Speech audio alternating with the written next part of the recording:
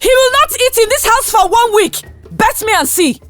Itoro yelled loudly at Uko. Enough of your rubbish. What has this boy done to you? Ever since this boy came here as a child, you have been treating him like he offended you. Uko said in an angry tone. I don't care what you say, Uko. If you like, call me a witch. It's not the first time you have done it. All I know is that Akan will not eat in this house for the remainder of this week, Itoro said. He had the guts to talk back to me. She added. What did you do that he talked back to you? Why would you hit a grown boy like that? Your daughters are here. Why didn't you ask them to pound the yam by 10 p.m? Uko asked. I knew you would say this. Anytime I complain about this boy to you, you must defend him. Uko, don't allow me to believe all the rumors I have been hearing about you, Itoro said. What stupid rumors have you been hearing? In fact, is there a time you don't hear rumors? Isn't it your job to gossip around this village?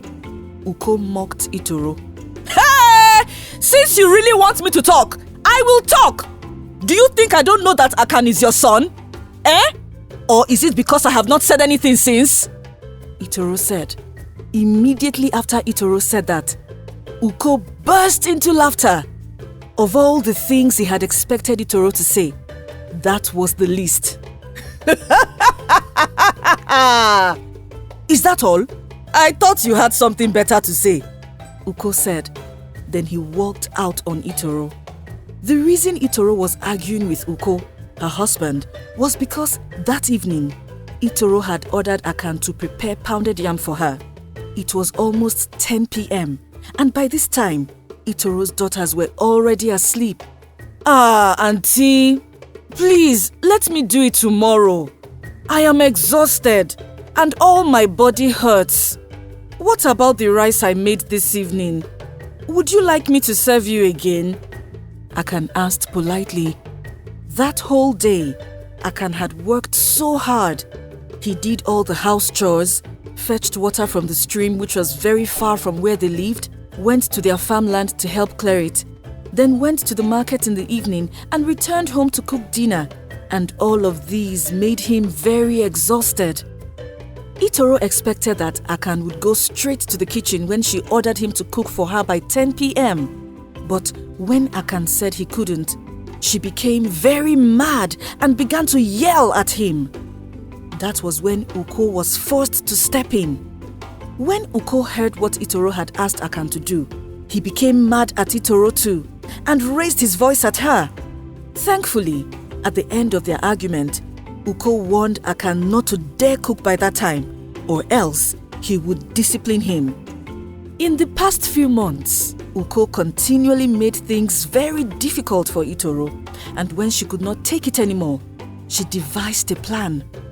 Itoro knew that Uko would soon travel to the city to sell his harvest, and it would take him 2 to 3 days to sell all the crops and return to Oron village. This was something Uko did every harvest season, so Itoro was certain he would travel again the next harvest season. Just as Itoro had predicted, 2 days after Akan and Uko harvested all the mature crops, Uko traveled to the city to sell them, leaving Akan, his wife and his daughters at home. That same evening Uko left, Itoro proceeded with her plan. Akan! Come here! Itoro called Akan, who was washing some clothes outside the house. Did you take 10,000 naira from my room? Itoro asked in a furious tone. God forbid, Auntie! I didn't see any money. Akan tried to defend himself. So, are you saying that the money developed wings and flew out of the room? Itoro asked. No, Auntie. I'm only saying I didn't...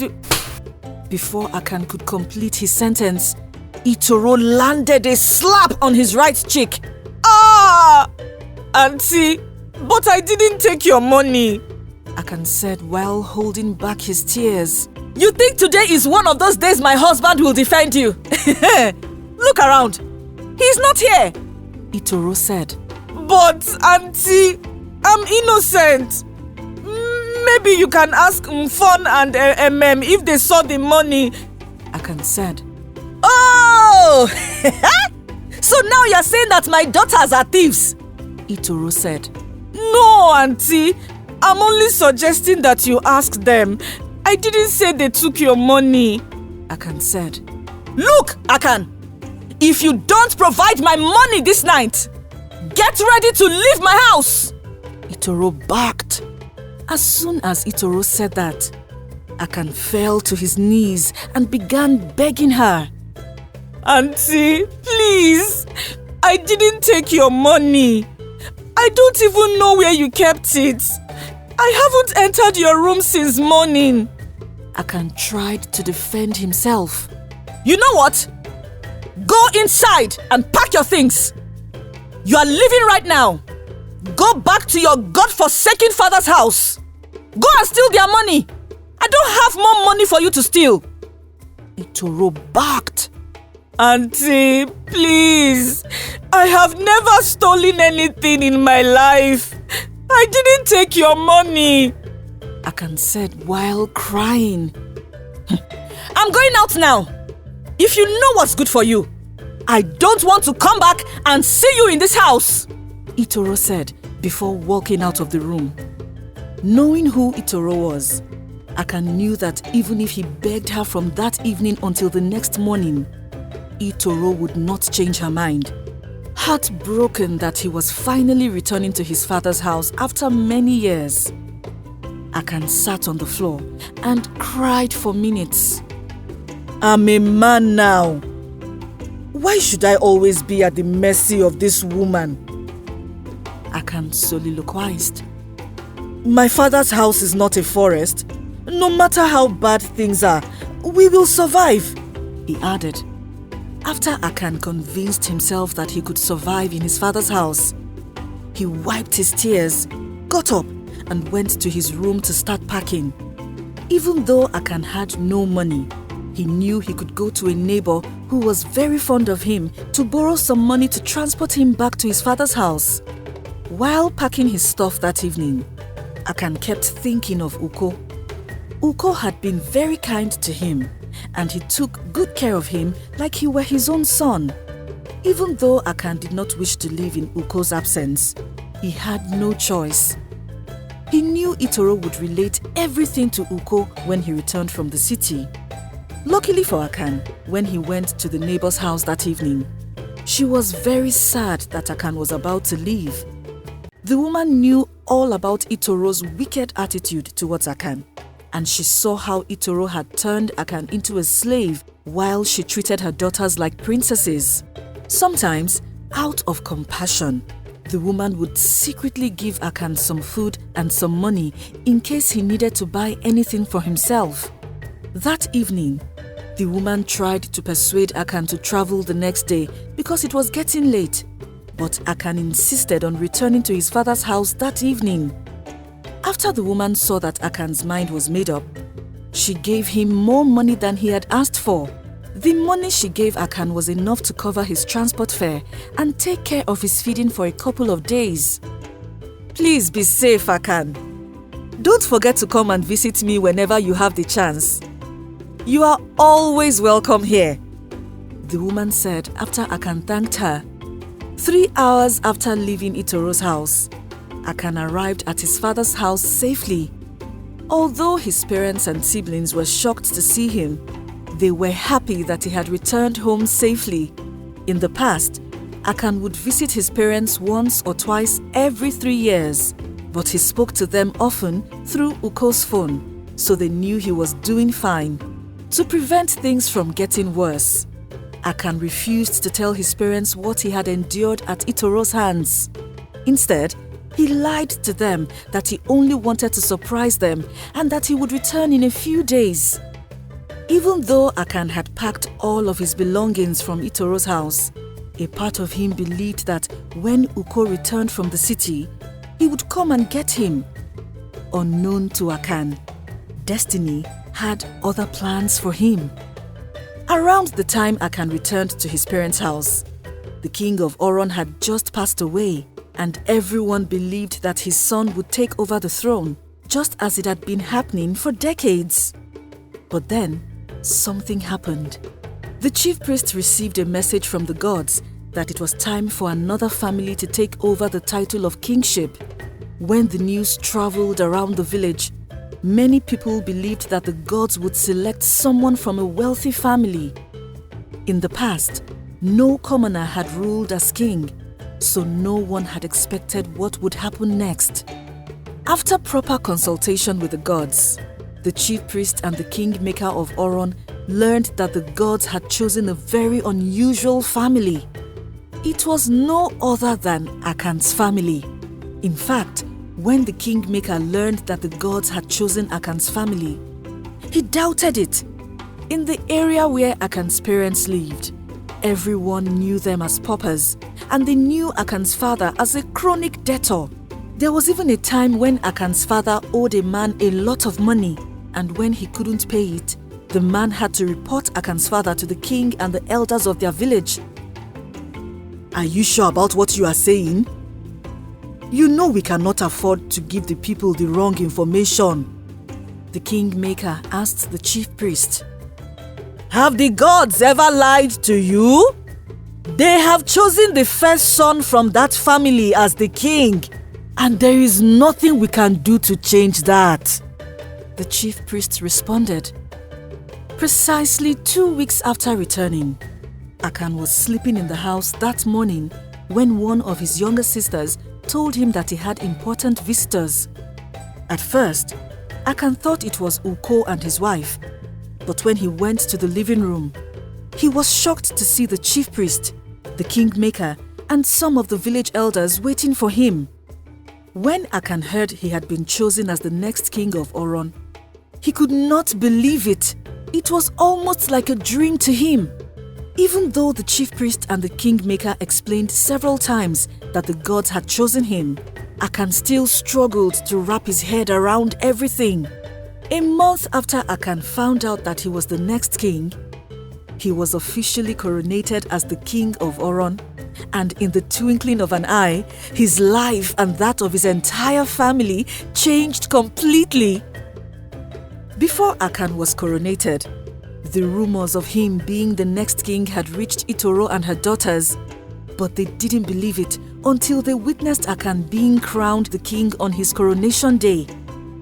To show how much Itoro hated Akan, Itoro would mock him and laugh whenever someone told her that Akan was rumored to be the next king.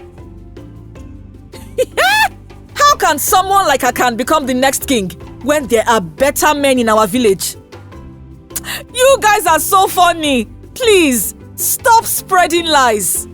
This was what Itoro said every time someone told her about Akan. After the coronation, when Itoro went home, she could not sleep for days. She knew how badly she had maltreated Akan. If I had treated that boy right, wouldn't I be enjoying now? Itoro soliloquized. I wish I knew he would become king one day, Itoro added. After Uko returned from the city and realized that Itoro had kicked Akan out of their house, he was so angry that he stopped talking to her. To make things worse, Itoro had told Uko that if he tried to bring Akan back to the house, she would take her daughters and go somewhere far. This was why Uko never went back for Akan. Also, Uko was tired of the way Itoro maltreated Akan, so he knew he was better off at his father's house. Some weeks after Akan became king, he decided to visit Uko and his neighbor, the woman who had always been kind to him.